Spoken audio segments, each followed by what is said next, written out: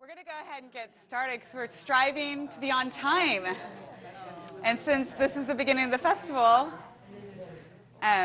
thanks for those of you who joined us this morning. We kicked it off with a workshop with Christine Vachon. And the other thing that's become kind of a tradition at Citizen Jane is just to have a general introduction to some of our guest filmmakers, some who've come from near and far, and give you some idea of what work they're doing at the festival this year, and then just let them talk amongst themselves and have a discussion with you all about what you're interested in about their filmmaking experiences. We selected them. There's many more guests here at the festival, but we were trying to get a cross-section of the different kinds of work, because one thing we strive to do at the festival is show a variety of genres that women are working in. So my name's Carrie Yost, and I'm with Citizen Jane Film Festival in Stevens College. And I'm going to introduce each one of them. And also we have a short clip of their work to watch as well, so that way those of you who haven't seen the film yet, you can kind of put that in context if they do end up talking specifically about their films. But this is our laid back, some of them literally just got off the airport, and I assured them that we would be kind. This is our chance for you guys to connect perhaps in a more intimate way than an individual screening. So I start off with the really obvious questions, but to my left is Deborah Stratman. And she's a video artist and artist in general from Chicago, but you seem to exhibit all over the world pretty often. And do you want to just explain your work briefly? I'll do my best. Hello, yeah. And thanks for coming, and thanks for having us. Thank you. I started as a filmmaker, but I do sort of self-define as an artist, so I'm an artist who happens to work frequently with cinema. I shoot equally 16mm and video. Haven't yet done 35 because I haven't been able to fundraise for that, but someday maybe. But I also do a lot of public projects that are not film, sculptural projects, sort of large installation projects, photograph. Yeah, it's sort of all across the map. And so I think for me, whether a piece is time-based or more set spatially, totally depends on the project and the concept behind it. But I think perhaps I'm more known for the body of film work I've been doing since I've been working in film for about 20 years. And so that has more of a, I don't know, cachet. I was just thinking, we got a short film, Stillbirds, from Norway. It's 35mm. I thought, well, maybe we should be making films in Norway. Yeah, well, we have a clip set up. Is Chris? Oh, okay. Is this, well, I have no idea what it's queued up to. Me neither. Okay. To be quite frank, it just happened. So and it's her work that's screening is O'er the Land with the short It Will Die Out in the Mind. So do you want to give them any context while he gets it together? Or? Do you know which film it's a clip of those two? It's O'er the Land. O'er the Land, okay. So in that case, this is a film that was made thinking about American constructs of freedom and what we lose in the name of it. It falls into a category or a genre of my own work that is more essay-based, essayistic, although they don't tend to have any sort of didactic voiceover, any kind of voiceover, really. So I try to make a kind of intellectual cinema, but without voiceover, and so there is a fair amount of thinking and work that I suppose the audience needs to do when they come to it. And I can't tell you what actually is probably the beginning because we couldn't actually. Oh, okay. Well, at the beginning, you're just going to read a quote about heroes, and then I mean, it may show a few shots of a crash in the forest, and this crash is returned to a number of times through the course of the film. It's the story of a pilot, Colonel William Rankin, who survived a very high altitude fighter jet crash, and so his story kind of metaphorically shows up. But I don't even know if we'll see very many of those shots. So we'll read a quote and maybe look at a couple. You can actually say stop whenever you want it to end. If you okay.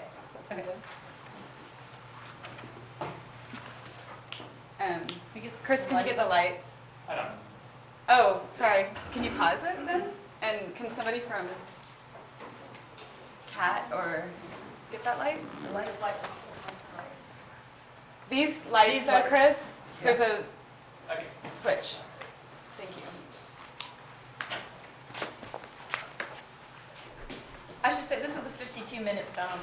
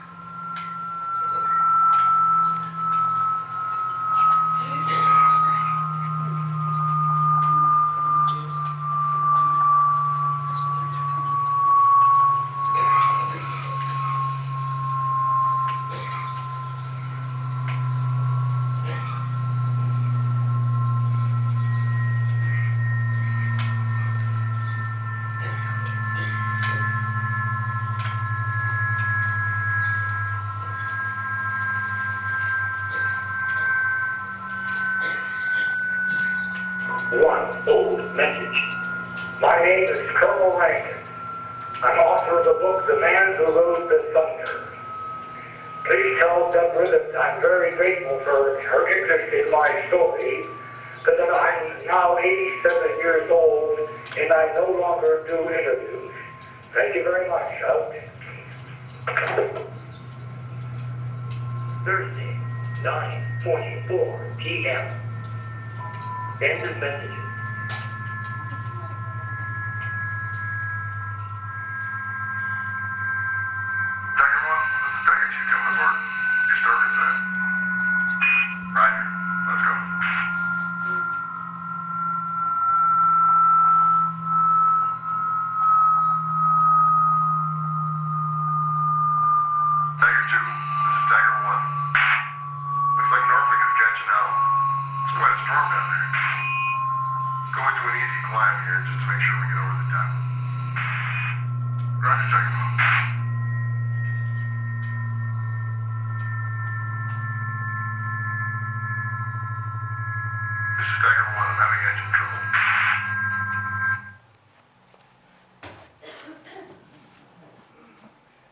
So this is sort of like the little prologue, and from here on out, you keep seeing different ways that war becomes ritualized, or that war is sort of a performable project, both through rehearsal and reenactment. I won't say anything more, because we have a lot of clips to look at.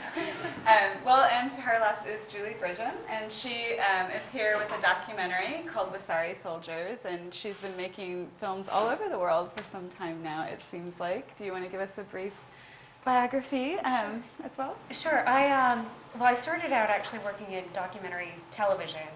Even before that, I was doing work with kind of more international development and with human rights groups in South America. This was back in, I guess, like the mid-90s, and realized that I loved the medium of storytelling, and I liked working in a visual medium, and so kind of shifted those passions into filmmaking. And so I started doing documentary television, and have done things for Discovery and for TLC, BBC, a lot of things, more television series. And and was really missing being able to have kind of more control of doing something that I felt was really making a difference. And had a chance to do a few short films in Nepal back in 2000. And then my life kind of took a different trajectory, and I wound up spending many, many years kind of living back and forth between Nepal and New York, where I'm based, and did films for the United Nations and for other organizations during that time in Nepal. And it was really during kind of the early years of 2001, 2002, 2003, that I saw how this civil war that was happening in Nepal was really escalating, and how women in particular were really becoming much more active, both on the militant sense, but also just as civilians in really taking a kind of a front row kind of role in shaping the direction of the country. And here was a story that was just being so not only underreported, it just was oftentimes just going completely off the radar, and yet it was the biggest kind of Maoist movement that had been happening in modern history. And I thought, this is such an important story to tell, and I was so fascinated by why women in particular were taking on these roles in such a patriarchal society. I mean, the Maoists had claimed that 40% of their soldiers were women, which just really fascinated me with why women were now getting involved. And then on the flip side, the Royal Nepal Army started recruiting its first batch of female officers. And so I thought, this is a really interesting lens for telling this perspective of conflict, is through these eyes of these female protagonists. And so when I began filming, it was the beginning of 2005. And at that time, nobody knew what was going to be happening in the country. People thought this conflict could be going on for another decade at least. And I really wanted to tell the story from the viewpoints of several different women who were actively kind of on the front lines, but from very different points of view, from very, very different perspectives about what they wanted.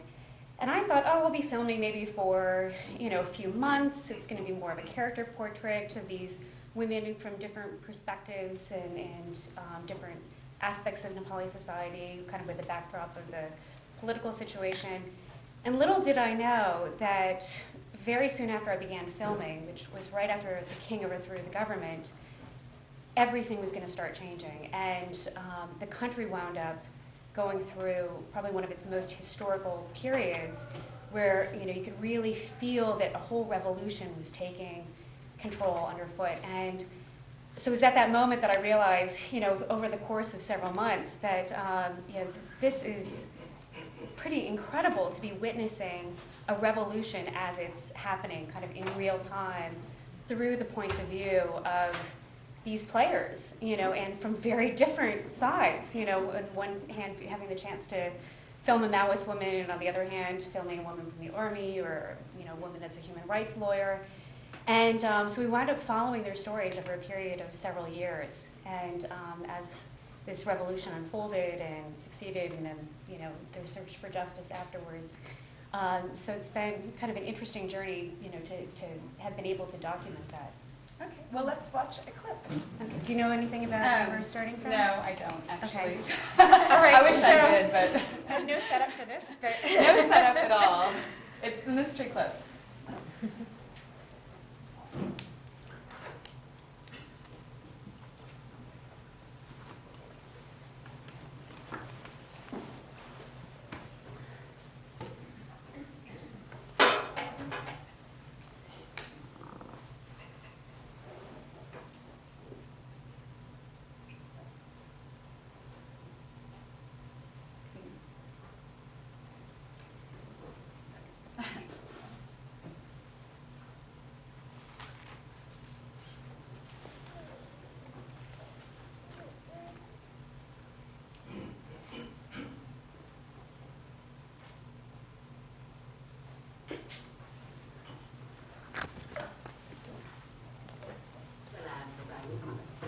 छोरी आमालाई यसरी मुखी देख्ने बेला चाहिँ लागेको थियो आमासँग चाहिँ 10 वर्ष एक मात्र थियो छोरी नै हाम्रो हाका लाग्यो मेरो आमालाई त्यति 80 वर्षको उमेरमा छोड्यो पिर पर्ने भन्ने कुरा त कति छ भन्ने कुरा त्यो सोच्नै नसक्ने कुरा त्यहाँ मेरो आमाको चाहिँ आँखा बिरामी भएको थियो अनि मेरो गाउँमा आमा शिविर आएको थियो हैन अनि जाँदाखेरि चाहिँ अनि गएकै दिन बेलुका चाहिँ रातको 12 बजे चाहिँ घरमा आदमी आएर अनि हामीले यो घाटबाट बोइला बाँध्ने गरेको त्यहाँ ढोका छुट्टै त्यही हो त तेरो घरमा को आउँछ नि त कति माओवादी हुने साल कार्यक्रममा कहाँ गरेर आए सो त्यस्तै छोडेर थाले अनि त कति भयो माओवादी हुने भन्दा म होइन म हिँडेकै छैन मलाई थाहै छैन यो माओवादी भन्ने मलाई पुरै नगर्नुहोस् अब भनेर अझ ढाँचे त अझ कुरा लोकाउँछ भन्दै कुर्दै गयो यदि आमा नि सम्झिँदा यहाँ जस्तो आउने बेली बदाहरू जिउ होला हुन्छ त्यसै मेरो जिउ हल्लिएछ म कति काम दिन्छु छोरी यहाँ माथि बसेर थिचेर झ्याल गरे यति गर्दाखेरि झ्यालमा बन्धु भित्ता बाहिरबाट आँखा देउले यताले आँखा गोली हानेको थियो यो यताबाट हानेर चाहिँ यतापट्टि खङ्ग गोली आएको थियो अनि यहाँ मुटुबाट गोली हानेर चाहिँ यताबाट गोली छिएको थियो सुनारको घाले यहाँ गइरहेको छ प्यान्टीको यो जान च्यातिएको छ अब भग्लोको ढल्या मान्छे त्यस्तो हुँदैन नि त अनि त्यो भन्दा पनि के भएको छ भने यो कुर्था माथि सरेर जुन आएको यो दुधको मुटु हुन्छ नि त्यो मुटु छिनेको छ मेरो बहिनीको अनि पुरै यस्तो दागीको पारेको छातीभरि घाउको यस्तो नङ्ग्राको टोक छ सबैको पारे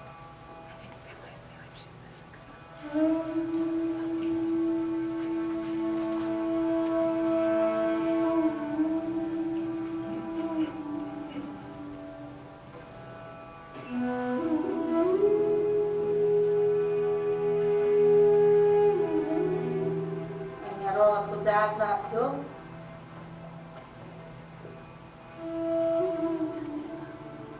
जति उनीहरूले यहाँ खोजिहालेको गराएर त्यो कुरो सबैले पत्रकारहरूलाई भने भारतका मान्छेहरूलाई भने भारतका मान्छेहरूले पत्रिकामा दियो दिइसकेपछि त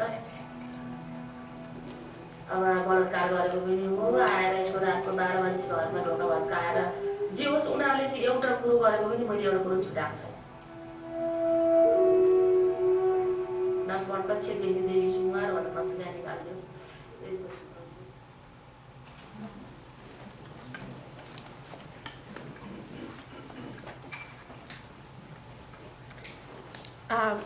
So I didn't know which story they were going to have, so I couldn't set it up. But this was one of the women, Debbie, who is quite extraordinary. She, as you can see here, she witnesses a murder of her niece, you know, brutally raped and murdered, and she speaks out about it. And because of that, she faces some extraordinary repercussions by the Nepal army. Which is what actually we follow. This is very early on in the film. I think it's the first scene actually. We follow what happens actually based on these repercussions of her speaking out. And I mean, she's an extraordinary woman. I mean, it was amazing to actually have the chance to be following her story in real time because, you know, early on when I first met her, I thought, you know, there's no way she's going to be able to do anything. This is going to be so difficult. You know, the army winds up taking her daughter, essentially is what happens, because she speaks out about this. They come to her home and they abduct her daughter, and her daughter goes disappeared. And this has happened to thousands of Nepalis. And anyway, so we wind up following her story, and it's pretty amazing what she's able to kind of uncover during that period of time. So she's one of the kind of principal characters in the film. And to her left is Catherine Knight, who's come from Canada, who's a filmmaker and photographer, and she's representing the film Pretend Not to See Me, which is a documentary about a performance artist who's also here accompanying her. Is Colette here, actually? Oh, there she is, yes. So I'll let Catherine speak more about her background. Yeah. So for me, I've come to filmmaking as a way I think about, in a very simple way, I want to make films that talk about creative life. Why have a creative life? How have a creative life? And how can you sustain a creative life over a period of time? So I am a photographer, and I came to film about 5 years ago when I was trying to negotiate doing a project in the Arctic. I wanted to do a photo project that was about small voyages and about the act of navigation, which is a good metaphor for navigation through life. And I was working with a friend in the high Arctic, and he said, you know, you're crazy to come here to do your work. If you come here, you should be making work that connects with what is here. And I had already talked about making a kind of artist film. And he said, you shouldn't make a film that's based on your work. You should come here to celebrate what is here. So I called up a friend, and we decided to make a small documentary about an Inuit artist, Annie Putaguk, and I was the producer, so that was my first film experience. I produced the film, a short film about Inuit artist Annie Putaguk, and I loved the process of making that film. So the director, Marcia Connolly, and I, we intend to collaborate on many things, but the next project was my film on Colette, and Marcia worked as the cinematographer. And the film on Colette really came about because my friend Colette, who's here, I've known her for a long time, and we were both approaching middle age, and Colette up and quit her tenured position at a university to embrace her love of being in Newfoundland. And to follow what she loved in life, she had to leave and give up other things. And I was amazed by that act of courage and commitment, and wanted to make a film that talked about, that witnessed, in a way, very simply witnessed her creative process and how she made work. Great. And we'll see a short mystery clip again, Pretend Not to See Me. And then you can put it in context if you want. Okay, great.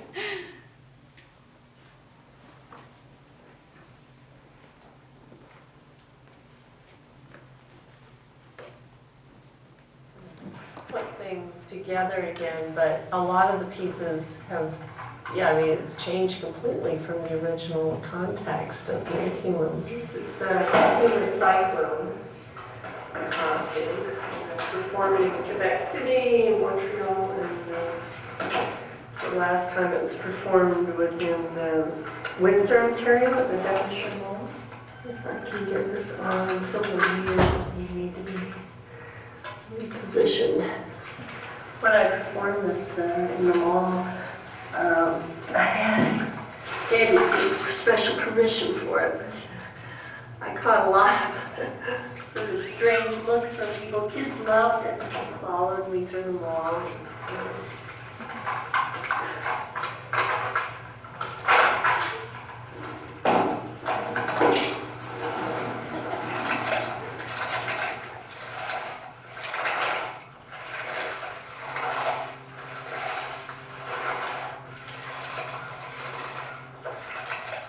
Look at me, look at you.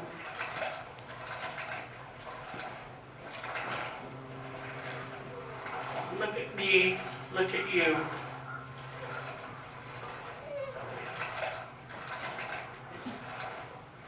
Look at me, look at you. Look at me, look at you.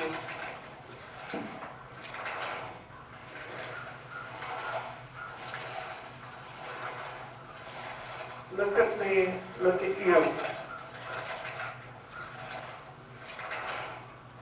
Look at me, look at you. Look at me, look at you.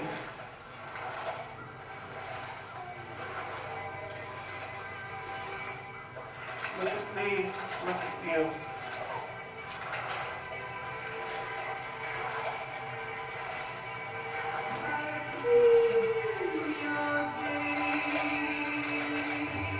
Look at you, look at me.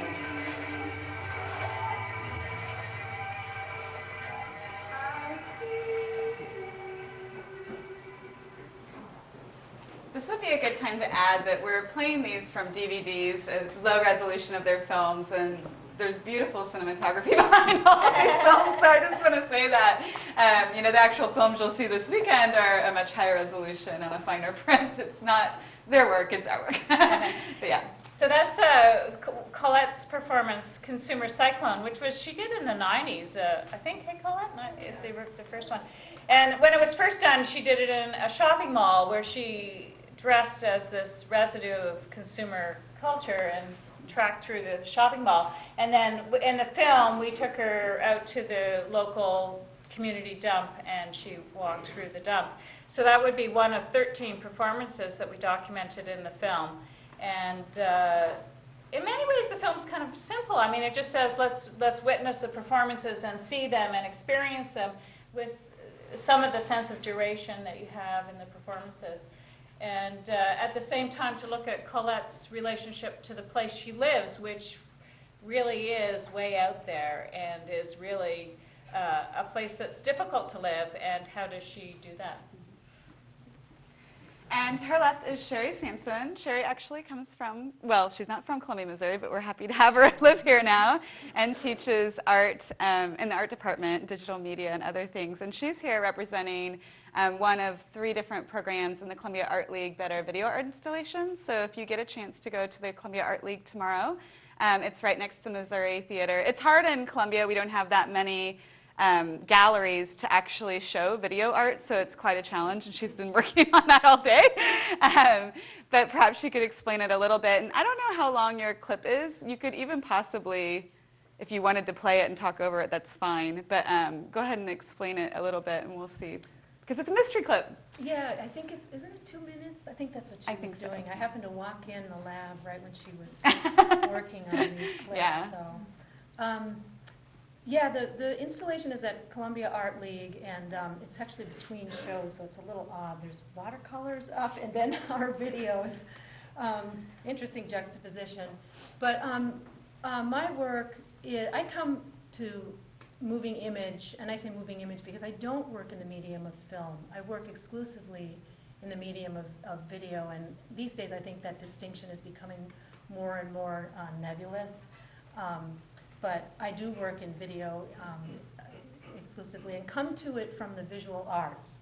So I am a visual artist. I work in the environment primarily, usually creating sculptural spaces in the natural environment, and it could be an isolated mire in Finland, or it could be a rural place in Missouri, and create sculptural spaces in which I insert my body and do very, very, very slow moving performances in those spaces. And they can take a lot of different forms. And the one that you'll see, and the one that I have installed at Cal, is a piece that I've worked on for a period of 3 years, from 2006 through 2009, where I found a log, a beautiful old hollowed out log in a river near the Mississippi. I had it hauled by tractor and chains out of this riverbank and set it at a site where I knew that I could work with it over a period of time. I built a platform and permanently attached a tripod in the space so that I could shoot from the same angle during this 3-year period. And so what I did was I returned to this space for 3 years as the seasons changed, as the light changed, and inserted my body into the space and made these very sort of slow movement vignettes in the space. And what you'll see are, I believe what you'll see are 2 simultaneous images that reflect 2 different time frames. It's a little confusing maybe. They're rolling simultaneously, and they're also, so you're seeing 2 different seasons on right and left, but you're also seeing it roll. If there's enough time, you'll see it roll from one season to another over time in each simultaneous image. And you'll see sometimes wind blowing and a bug fly through or a bird come in, and that'll kind of give you the idea that I'm actually moving in real time. So it's sometimes I almost have to explain it, because these days in the era of such great technology, and people often will think that it's somehow animated, or somehow I've done some blue screening or something to separate the figure from the image. But no, my movement is real time, so it's excruciatingly slow. Well, very contemplative. Yeah.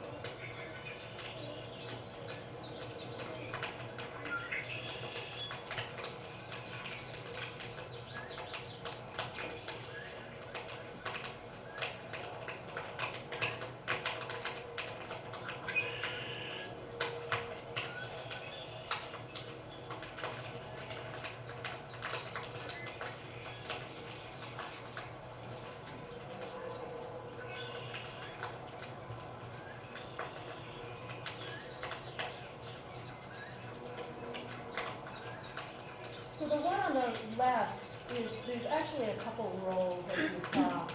The one on the right, there was a figure for a moment, which was obviously a superimposition, but then this is the kind of typical of my movement. I wasn't sure exactly what I don't think she said.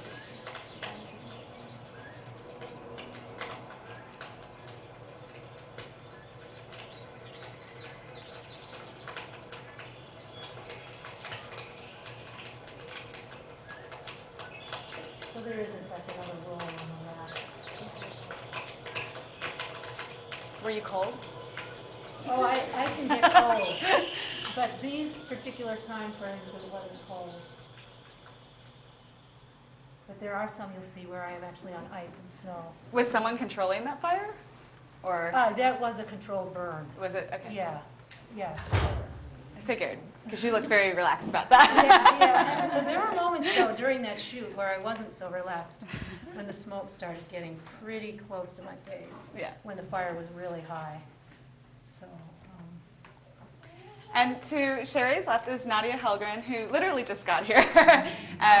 You're based in New York City, right? But you do a lot of international filmmaking. She's here with a film called War Dawn Dawn that she's the director of photography on, which we're really excited about because there actually are shamefully very few women in that role in film. And she's also a director, and before that film, we're playing her short film, Sansa Hansa King Surfer. So do you want to give us a little snapshot background? And of course, you guys have extended ones in your programs, and feel free to read further for questions later. Sure. My name's Nadia Hallgren. I'm from the Bronx, New York, where I still live, and I work as a DP. And also, I direct short films, short documentaries, and I don't know, what's They're showing something from War Dawn Dawn. Okay, so War Dawn Dawn is a film that I was a DP on that we shot in Sierra Leone starting in 2007 through I think like 2009, and it's about the war tribunals that were held after the conflict was over, and so. And for those of you who know, our very first film at the Citizen Jane Film Festival was Trouble the Water, and you were also director of photography on that. Yes. So some of you know that work. Okay, we'll go with the clip. All right. The mystery clip that then you'll put into I have context. questions after, yeah. Completely paranoid about anybody examining the darker corners of how it works. When I pointed out to the trial chamber that a particular witness has received 4 times their annual salary in the space of 3 months, the trial chamber doesn't seem interested in it. I think any process which isn't prepared to examine itself is fundamentally flawed. You have such an impetus towards convicting everybody before the court, and that doesn't lend itself to a truth-finding process.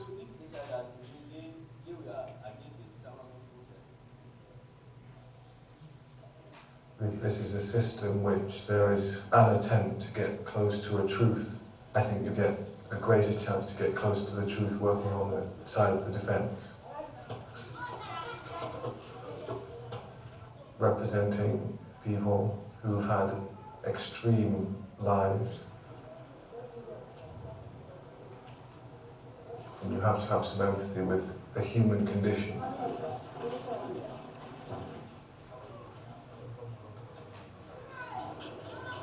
I mean, if everything seems hopeless, if you seem so poor, if there is no prospect of becoming richer so that you can support your family and provide yourself with the basics, then the choice between picking up a gun or remaining in the dust, I'm not sure that should be so difficult for people to understand. There were good reasons for this war, which isn't the same thing as justifying the crimes that were committed in it.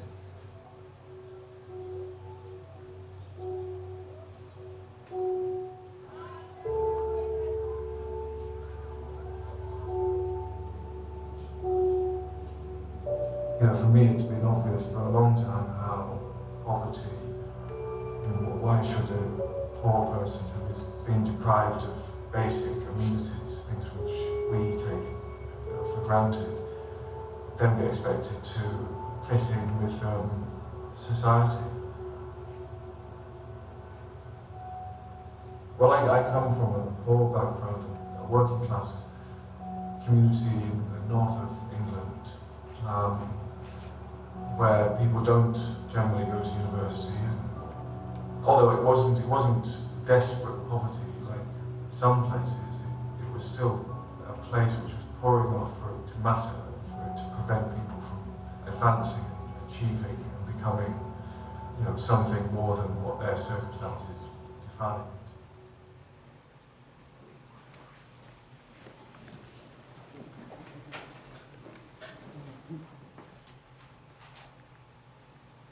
That film's interesting to me because it's such a legal aspect to a country and its issues, and you don't see that in-depth legal world. It's kind of a mystery world that I read about in the papers, and that you make them characters, and then there's real people in these worlds. And it's mostly, I think, through the cinematography. Oh, thank you. Yeah, I mean, we're fortunate enough that the director of the film, Rebecca Cullen, she she was a Harvard Law student, and she did an internship at the court in Sierra Leone. And her and I actually, we had, my very first job, I was a PA for Michael Moore on Fahrenheit 9/11. And that's where I met Rebecca. She was an assistant editor. We were very young, and all had our own ambitions and went on and did different things. But when she graduated law school and decided to make this film, she called me and asked me to shoot it. And we went out there with another, a producer who was also an assistant editor on Fahrenheit 9/11.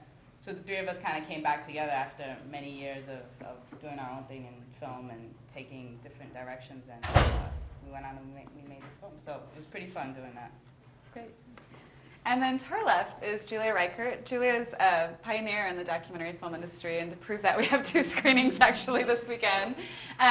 One of them tomorrow is The Last Truck, and that was nominated for an Academy Award earlier this year, so you probably heard about it. She's a 3-time Academy Award nominee, and just actually recently got inducted into the Academy herself.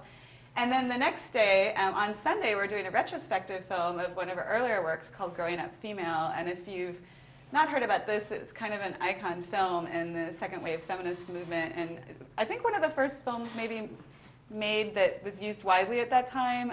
It's hard to watch that film in the shorts that she's programmed with it, and so it's a really special treat, actually. So you really can see, yeah, they're hard to find. We were just talking about that because I was trying to suggest it to our library, but truly to find it, to purchase it is actually hard. So it's a real special treat, but I'll let her explain more, but you can easily see how her experience spans decades this weekend. That's true. I'm actually going to be showing 4 shorts from the very beginning of the second wave women's movement, and they're wildly different. And you'll really get to see if you come. I mean, along with my own film, Growing Up Female, which is longer, it's about 50 minutes, I think. What women did when they first got a hold of a camera, and the notion that the way films had been being made all along was male-dominated, was made by men, so let's just throw out all the rules and see what happens.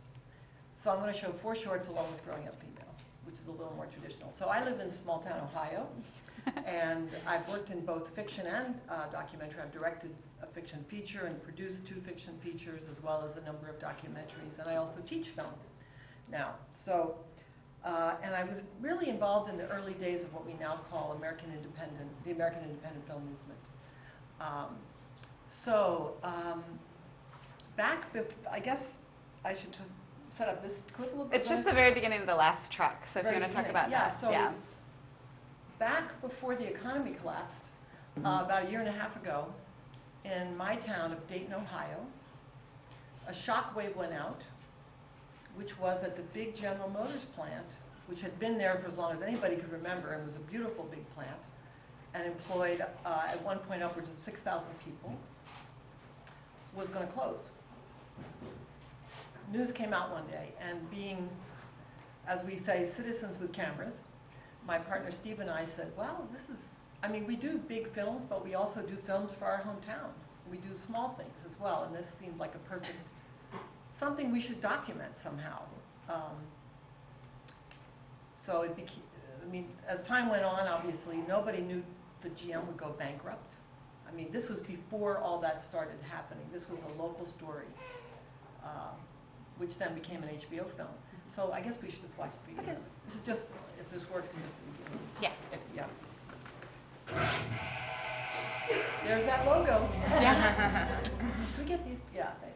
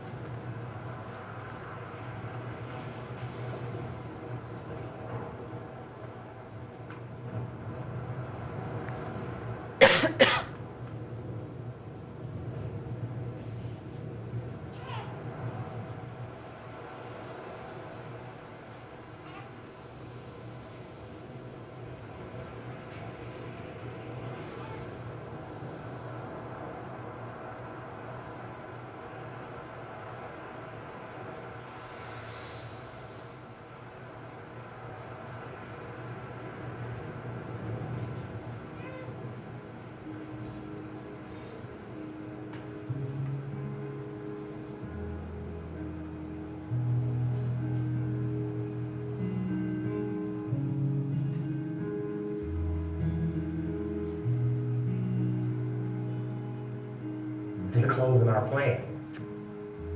This is our plan, you know. We don't own it, but this is our plan. Now, everybody's waiting on that last truck.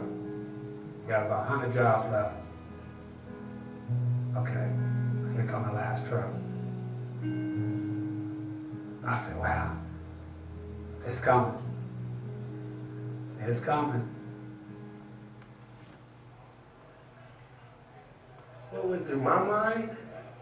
This is it, this is real. I was like, this is it. What went through my mind was I couldn't believe the reaction of the people, of our, you know, my friends, my family, you know, GM family, that we are so proud of our work.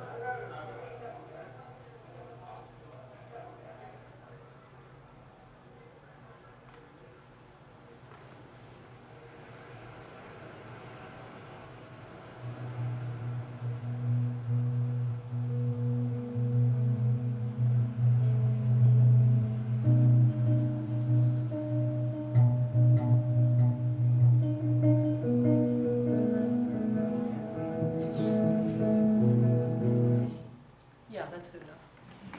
So, yeah, well then, we just followed the story, and it turned out that the best way to tell the story, although we covered lots of how the state responded, how the feds responded, how the local community responded, we really decided that the story should be told only from the point of view of the people who work there. So that's all the film's about. And it's a short, it's 40 minutes. And I feel really good about it. It's the only short I've ever made, actually. Oh, really? I didn't know that. I've produced shorts, but I've never actually made a short before. So the films I'm going to show are shorts, though, the films. One is called Up Against the Wall, Miss America. You're going to like that one. Another is called Make Out, another is called Dyke Tactics, and another is Anything You Want to Be. And then, they're of all course, Growing from Up Female. what? They're all from the First part of the 70s. Okay. The newest one is Dyke Tactics, which is Barbara Hammer's early film in 1974. But I really felt I should include that because it was such a breakthrough little short, 5 minutes. And we actually did a whole body of work last year, and so we miss Barbara this year, Yeah, so I know, you she's can great. see more of Yeah. hers. Well, this is a really diverse group, obviously, who work in multiple formats, and how they screen their work is different. But I'm just curious, because we have a mixture of film students and older professionals, what originally got you into this area, or how, you know, where were you, like, yeah, I think I want to pick up a camera. Do you want to start the show right here? Sure. I came to cinema oddly through physics. I had gone to school as an undergraduate partly for physics, and I didn't actually finish that degree. I had dabbled with the arts previously, but decided, maybe through one too many engineering classes, I'm not really sure, that wasn't, I needed to take a break and re-figure out what I wanted to do. And came back to school a couple years later and thought I wanted to try art, and just sort of by accident took a filmmaking class. I was just trying stuff out like you do when you're trying to figure out what you want to do. And I think just the prospect of working with time and optics just seemed perfectly well suited to what my previous interests had been. And so a lot of my early films, I think, dealt with that a bit, like sort of Michael Faraday, who was one of the fathers of physics, was sort of like an experimental portrait of him, and they've since gone, you know, pretty far afield from that, and I think my interest in sort of social and political concerns has risen, but that was the original interest. So it was like purely on almost like a physiological level in time. So I first started getting into filmmaking kind of via work that I was doing in South America. I'd been living in Bolivia. This was in 1995 and 1996. And I was working with a human rights organization in Bolivia that we were working with coca growers. And it was a fascinating time period because at that time, Evo Morales, who's now Bolivia's president, was really coming to the fore as being a real kind of a leader amongst the coca grower movement. And And so we were documenting looking at the human rights abuses of the U.S. war on drugs, the Bolivians that were growing coca. And I really started, I'd always kind of gravitated again towards a visual medium, and I love the storytelling process of getting their stories told. And I feel like there's just something through the medium of film that can touch you in ways that you just can't through anything else. And even though I was doing report writing, I felt like there was something that was missing that just wasn't satisfying for me to the level that I wanted to be doing of kind of getting these stories across. And so I actually started working with Bolivian television. And so that was kind of my first experience in TV, was for a local Bolivian television station. And was working with a local production company. And after a certain point of just frustration of, things never happening when they were supposed to, and things not turning out as we had planned with trying to get things done for Bolivian television. One of my Bolivian producers was saying, you live in New York. That's a much better place for doing television. And I started realizing that's true. And so then I came back to New York and then kind of took off from there in working in documentary. That's interesting. I'm a visual art prof at York University in Toronto, and about 5 years ago I started teaching a large format lecture class, and I used a lot of film material, film clips from our library to teach with, because I hate slide projectors. And I realized there was no Canadian content. Like, all the films on artists that I had access to were all American, French. There was very little Canadian content on Canadian artists, and I got pissed off, so I thought, oh my God. That's so interesting, because I feel like there's a lot of organizations to foster filmmaking in Canada. Yes. But more so documentary when I think about it, but I mean, I know that we have a culturally sensitive, public structures that do support art and do support, there's funding for arts, etc. At the same time, we're a smaller population. That's true. And at the same time, our television markets are smaller, and who's going to pay for works? It's starting to happen now, but I just decided I'd make some. Good for you. We're glad you did. Sure.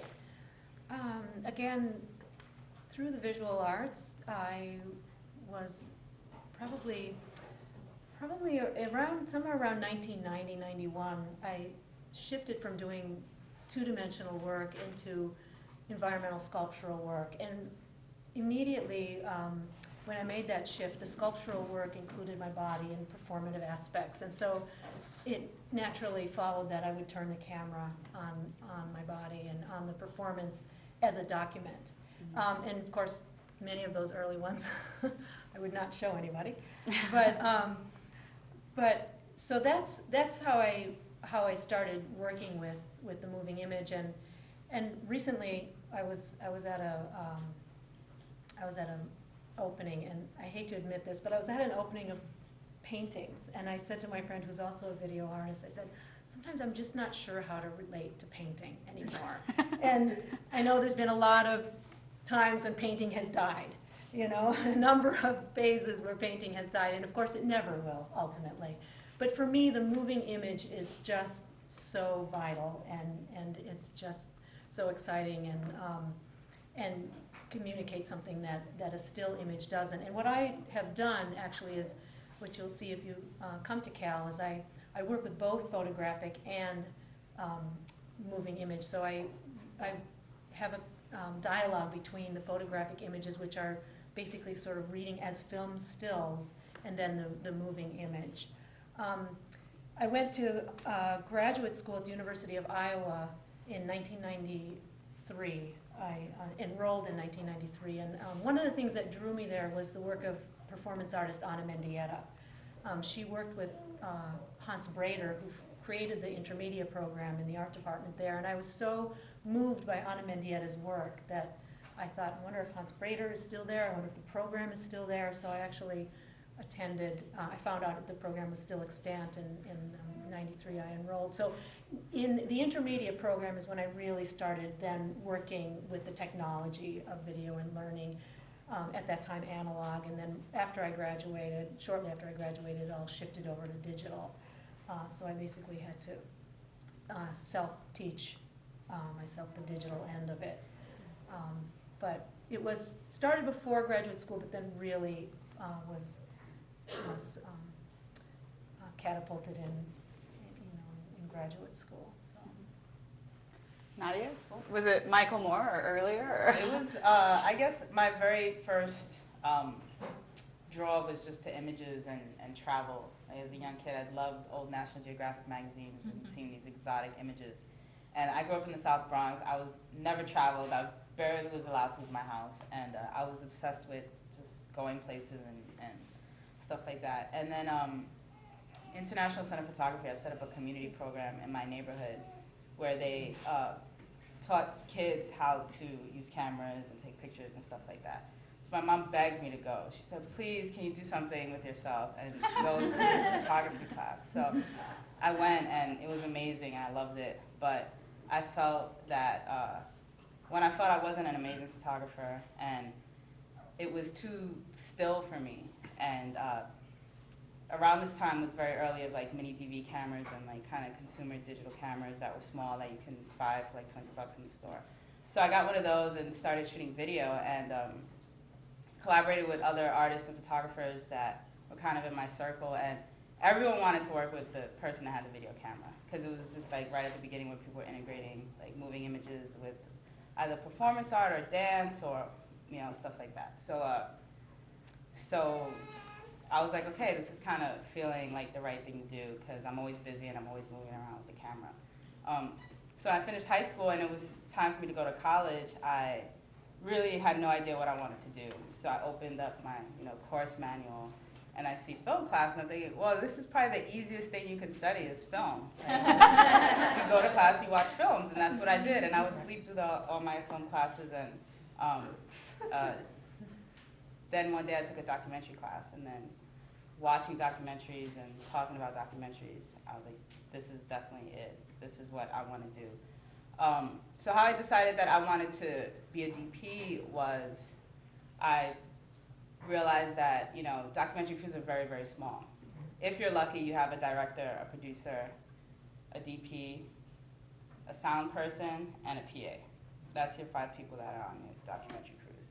So I figured that I knew I wasn't ready to be a director, and I liked the idea of images, so I set out, I'm gonna be a DP. So I made a short film, and I screened it locally in my neighborhood at a community arts center, and by the biggest stroke of luck in my life, Tia Lesson happened to be she was friends with the people that ran the organization. And Tia Lesson is, she's one of the directors of Trouble the Water, and she's also Michael Moore's longtime producer. She was moderating this like very small community screening we had. I showed my film. Afterwards, she came up to me and she was like, I love your film. It was a really bad film, by the way. But I think I got an A for effort. And she was like, I love your film. Let's stay in touch. If I could ever help you out, I will. And I kind of was like, yeah, whatever. But I didn't even really know who she was. I was a kid, so I was like, thanks. Someone that saw it talking to me was like, do you know who that is? I was like, no, I don't know who that is. It's Michael Moore's producer. I was like, oh, I know Michael Moore. He's amazing. He's great. So we kind of kept in touch, and when they started hiring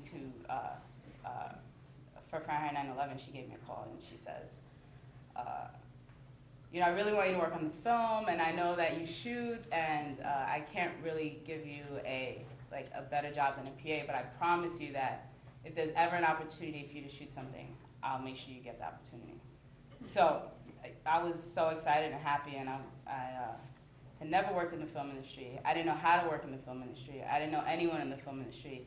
It never occurred to me to get an internship. I was just, one of those kids that just couldn't figure it out. But got a job working on Fahrenheit 9/11. I was Tia's field assistant, and we were in DC one day, and we were shooting the scene where Michael Moore's reading the Patriot Act on Capitol Hill out of the ice cream truck, and they needed someone who could like chase the truck because we couldn't actually stop on Capitol Hill because it's illegal to shoot on Capitol Hill. So Tia's like, get the camera, get out the van, chase the van, and I was like, okay, and I just like got out, shot, covered the scene, and never thought anything again. It was like one of the big scenes in the film. So that was my like big lucky break. That kind of took a while to happen, but did eventually happen. And after that, so I won't keep going on this, but also there's a woman named Kirsten Johnson who's one of the best female DPs, documentary DPs out there right now, and she was one of the main cinematographers on Fahrenheit 9/11, and I would drive around, get her coffee, carry bags, do all that stuff, and I had never been around someone in my life that was doing exactly what I wanted to do, and I knew that the only opportunity I ever had to be in that position was right there, and we were going to wrap the film soon, and I asked her, I said, please, can you please teach me how to shoot? And she was like, you really want to shoot? I definitely want to shoot. So she was right after that film wrapped, she was getting ready to shoot another documentary. So she called the director, and she said, and she's a really sought after DP, and doesn't really shoot many films, but she basically called the director and said, I'll shoot this film for you on the one condition. You allow me to bring this young woman that I met, and you allow her to shoot with me. You allow her to shoot this film with me. And the woman said, anything you want, as long as you shoot my film. So I ended up going with her to, it was basically like my film boot camp where she taught me how to shoot, taught me how to do everything, and then I got this, camera credit on the biggest documentary ever made at that time, and so kind of all those worlds collided, and that's how I've been able to do what I do now. That's amazing, because we talk a lot about, people ask me, because they always ask me about women in film, why there aren't more women, especially in these roles, and it seems like mentorship seems to be the key to, especially the roles that there are fewer women in, so it's great that it's happened to you. Julia? Well, I guess it would go back to when my dad gave me that rangefinder camera when I was 13. It's a little camera, and I got really interested in shooting stuff. Then I was lucky enough to come of age in the 1960s, in the late 60s, during the time of the anti-war movement, the Black Power movement, and certainly the women's movement, which gave us a sense that we could change the world and that we could do things ourselves that would make a difference.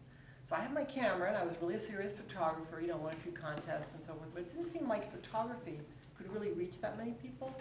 And I worked at a radio station on our campus. I was lucky enough also to go to Antioch College in Yellow Springs, Ohio, great school, and which sort of encouraged you to just do things, just go ahead and try it, which we did. So I worked in radio and learned how to edit that way, and learned how to interview, and learned how to tell a story, but without it costing much money, just tape. Eventually thought, well, we really want to reach a lot of people. So that's how Growing Up Female was my senior project, actually, at college. And right after that, we realized we had to take on the issue of distribution. How do we get our work out? I'm 22 years old or 23 years old at that time, whatever. And we realized, and it's a long story, but that we had to do that ourselves. So we eventually formed a co-op, which is called New Day Films. And it still exists and is a big going concern with like 100 filmmakers in it. And it's truly a social issue film cooperative run by the filmmakers. So, and I would say part of my arc personally was to start being really interested in pretty much like films that will that will change the world. Like I didn't care so much about the aesthetics of film, really. I think I have a little inherent sense of how to tell a story, and I love the visual image, but I never went to film school. There were no film schools, except maybe NYU, but I was in Ohio, so that wasn't going to happen. I really didn't care about that. And then as time went on, and I never met a filmmaker until after we made that film, which then took us to film festivals and conferences, and we started meeting filmmakers and seeing films from all over the world, and began to realize that the aesthetics, the entertainment value, the beauty of film, I began to sort of really over many years have a lot of respect for that. Yeah, along with that, you don't see many women up there. I mean, now we have Catherine Bigelow won the Oscar, finally. I mean, I was there, I started crying. I didn't expect it, but I was like, oh my God, it's actually happening right in front of me. So, but I mean, that's the first person who a young girl, you know, might think, well, maybe I could do that. And I have to say this year, not that the Oscars represents the work I do, but it was really lovely to see directors that weren't all white men. That it actually, there's, I mean, because Lee Daniels, I mean, they're finally starting to look more like the world we live in, and not, you know, the world that's telling us the world we live in. So that's some progress. I could keep asking questions, but I'd love to know if you guys have any questions, or even if you guys have questions for one another, we can open that up. Yeah, in the back, and then I'll come to you. I have plenty of questions. Let's go with, all right, for those of us, me, coming into this later in life, what are the most important resources that one could connect to plug in for development? Development of your own film? Of creating films, documentaries. Join the community. Just become part, you know, help other people. Find the community, help the community. I've always found that the more you give, the more you get back in so many things in life. I think that's a big thing, is, you know, become part of the community. I mean, I think it also depends on the type of work you want to make. I mean, sorry, I forget your name for a second. Nadia? Nadia. You know, Nadia, a lot of us, I think myself included, sort of sought out people who were making types of work that really inspired us, but they all work in really, really different ways. I mean, some of us, like myself, are more, I follow more, maybe you do too, sort of like an artist model, where I was really interested in how individual artists were getting their work done, whereas others are interested in sort of operating in more, like coming to documentary through television or through role models that are sort of broader distribution. So it kind of depends on the type of filmmaking you want to make, what types of role models you want to film, you know, who you want to sort of apprentice with, if you want to say that, or who you want to make your community. I mean, you make your community, you make your family, and then like surround yourself with people whose work inspires you. I have one thing to add about that also. I think in terms of documentary, if you want to create documentaries, just do it. Find a story that's close to you and your family, in your neighborhood, in your community. Make a short film. If it's 5 minutes, if it's 7 minutes, it doesn't matter. It's so addictive that once you do it, you will put every drop of your life and every bit of energy you have into continuing on to make films and making that happen for yourself in your life. And that's also how you get noticed. There's so many platforms now that you can make a short film and put it online, or send it to a news outlet and things like that. And you know, someone can call you the next day and say, hey, I saw what you did. Can you help me with my film? So I definitely recommend to just go out and create your own work in any capacity that you can. Oh, also, you were asking about funding, right? Yeah, and I think, you know, one of the areas too to look at for funding is, you know, thinking about, well, who's going to be benefiting from this film? And, you know, and as Julie was talking about, really getting involved with these organizations, because, you know, it'll help you on two fronts. You know, for one, if this is a film that they can really utilize and benefit from, depending what the subject matter is, you might be able to get funding from them, and then they may also be very interested in kind of helping with the outreach too, either directly or indirectly. So sometimes you can start building those partnerships, and it's really good the earlier on you start thinking about that, it can really benefit you later on too, when you're thinking about, you know, the outreach and how you want to utilize this film when you've got those partnerships. And I should add, we have a panel tomorrow that's all really kind of, you know, business and stuff, because we have actually so many guests who work very much in the business side of film, producers or distributor representation, and they're also, tomorrow is really a mix of fiction and nonfiction, so if you're interested in that, it's a pretty specific workshop called Show Business. I have a question of Julia, but On that, it sounds like you are the only one that's really done much with nonprofit organizations. And so that is, and you do too, okay. Okay, because that's one good way, I gather, because I know there's been some done locally here too, where, as you probably know, Carrie, that's one way for people to get their foot in the door, is to try to do some things. Well, everybody wants media today, and nonprofits don't have huge budgets. So I definitely, I mean, if you care about a social issue, and it's a nice marriage, because it's, you know, they have a reason to want to work with you. But Okay, Julie, I actually have a question for you. So, or maybe I have the wrong, is your first, I'm sorry, I'm not good at names. Julia. Okay.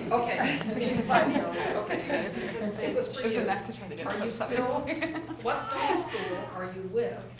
If you're in Dayton, you're still very close to Yellow Springs, and I can't remember if Antioch is still there. But one of the things I know that Antioch is particularly good at, or was good at, because I had a roommate that was extremely independent and knew early how to do things. But is your film school connected with that? Is the co-op connected with Yellow Springs? I am very proud to be on the faculty of Wright State University, which is a state university right outside of Dayton. It's Wright State, the Wright brothers. The Wright brothers, aviation was not invented in North Carolina. Okay, it was invented in Ohio by the Wright brothers, who are from there. Okay, just so we got that out. So what would they say? First in flight? No, they should say first in good wind. So I'm on faculty there, and we have a terrific program. It's very small and very select, and it's mostly people from the sort of the tri-state, mostly working middle-class kids. And I love teaching there. I'm very happy to be teaching there. I did go to Antioch. Antioch, you may know, closed and is now reopening.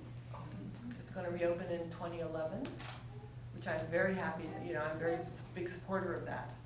And Antioch is a cooperative education school, which was my savior. I don't think I could have stayed in lecture halls for 9 months of the year. So everybody goes out and works for half the time and comes back. And it's a wonderfully experimental school that kind of encourages entrepreneurship and encourages people to find their own way and do things their own way, and it's a great school. So the co-op, actually, I would say, New Day Films, the Filmmakers Co-op, was actually born in Yellow Springs, but and out of the concepts that my partners, Jim at the time, Jim and I, sort of learned, that sort of doing it yourself kind of concept coming out of the 60s in Antioch, but it's not connected to Antioch in any way, other than that. And I hope you guys will look at New Day online, look up some of the really great. I've had so many friends work with New Day, and I heard about it when I first got into documentary, and then thought, what do you do with this film? But I didn't realize that you founded it. Yeah, it's really amazing. And it's very empowering. It's the whole idea of the empowerment of independent filmmakers, as opposed to infantilizing us by saying, well, we'll take your film and see you in 12 years, and you have nothing to say about the advertising or how much to charge for it. We just ended all that. We opened that door to it being in our control. So, yeah. Any other questions? There's several. We'll go this way. Okay. Well, I'm in the middle of writing a documentary, and I was just, well, the direction kind of went crazy when I was filming it. I had kind of a direction, and then it just kind of went out the window. That always happens. Yeah. I was kind of wondering what ties it together for you, or how do you kind of put it together? What helps you? I wish I knew a better way to phrase it. What helps you find pull it all together? Find what it's really about from just what helps you find the movie, right? Yeah, we've all been through that, right? Oh, yeah. So. Every movie. Every movie, yeah. I mean, I would say for me what helps is if you don't have the luxury of giving yourself a little bit of, if you're the one who shot it, which in my case I always am, I'm my own cinematographer, and I'm also my own editor on all my films. So if I don't have the luxury of distance, which sometimes I do, which is great because I can separate myself from knowing what it is, like, I went through so much to get that shot, there's no way I'm gonna give it up.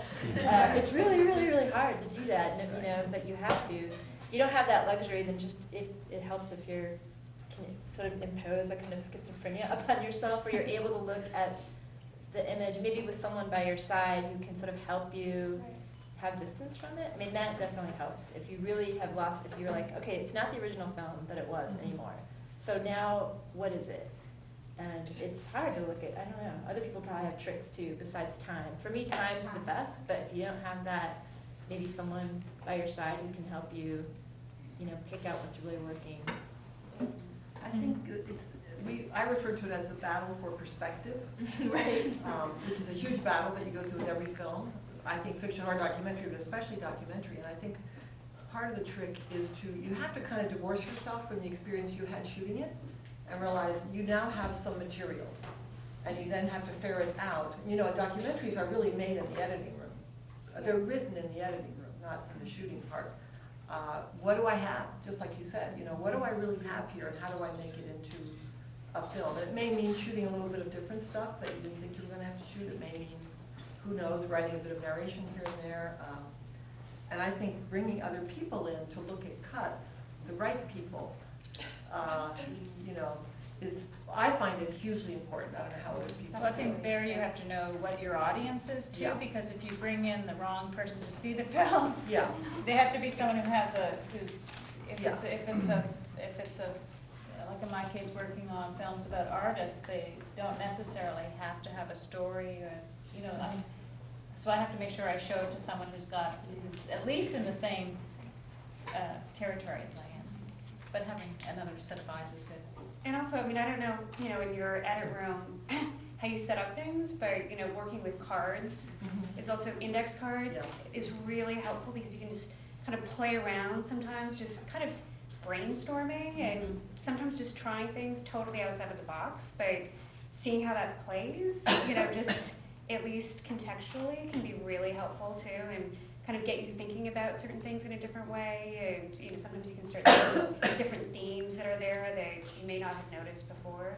And there's typically a moment where you sort of like get it, maybe because you just started listening to the people that have been, I do think there's a moment, I think every film has that kind of hard part where you're trying to figure out your story, and then once you do, it feels really great, honestly, and it's kind of like climbing over this big mountain, and there's still stuff to tweak, but yeah, I think that's a great feeling. Speaking of, I'm a big fan of cards also. Yeah. Cards are non-linear. Exactly. Right? You just put little sticky bits on the back and move them around. We also have a big card always in the editing room that just says, try it. Just try it. Because so often we say, that's not going to work, that's not going to work, and so you don't even bother. Just try it. And now with sequences, it's so easy to try things. Well, now digital, it's like a few buttons to yeah, there, not like in 16. It used to be like days. So we're going down this way. That was very similar to my question. I wanted to know what you have in the way of a script before you get started, before you shoot anything. Or does any of you have a script before you shoot anything? Only in fiction. For me, anyway. In fiction. In fiction, you sometimes have to broadcast does a little more. Do you script things more? I think it's different, television versus film.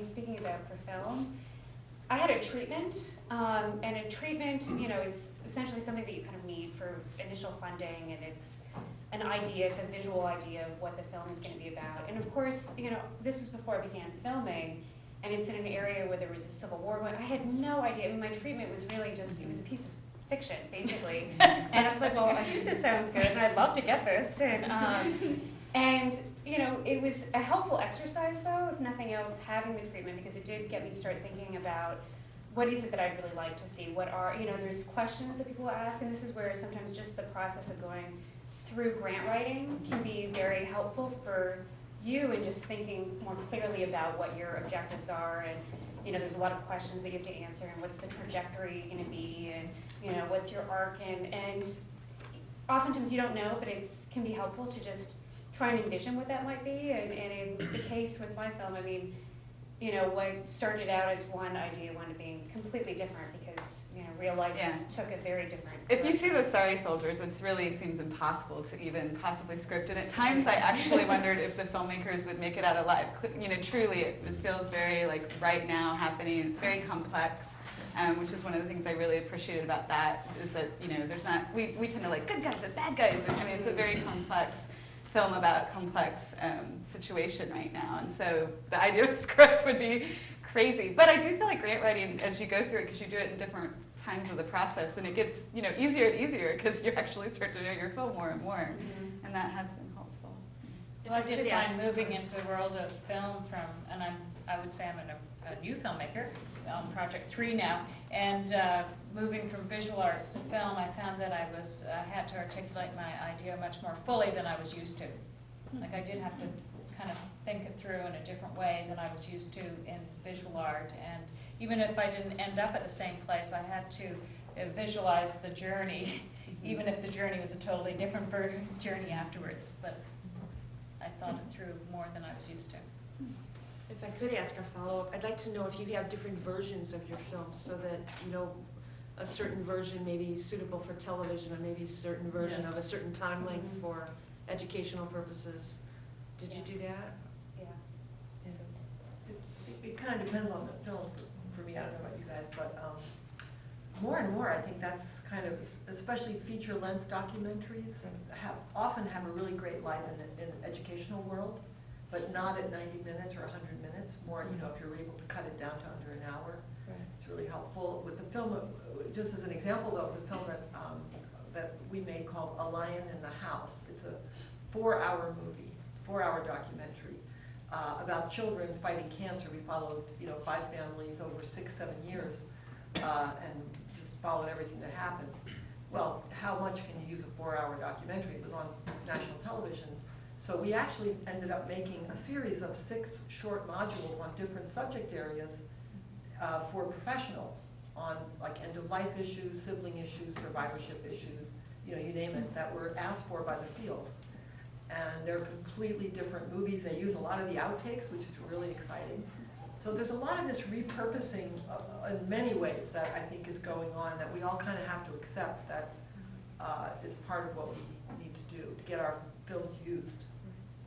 Thank you. We can only take 2 more questions. So I saw 2 here, so I promised you a long time ago. Thanks.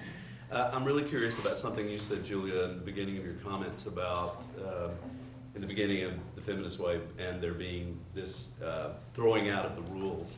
I'm curious about what that looked like. And now, 40 years later, after women have been in the film industry in a growing way and have had an opportunity to find their voices, individually and collectively even perhaps, and especially in light of Catherine Bigelow winning an Oscar in a genre that's definitely male-dominated. Yes.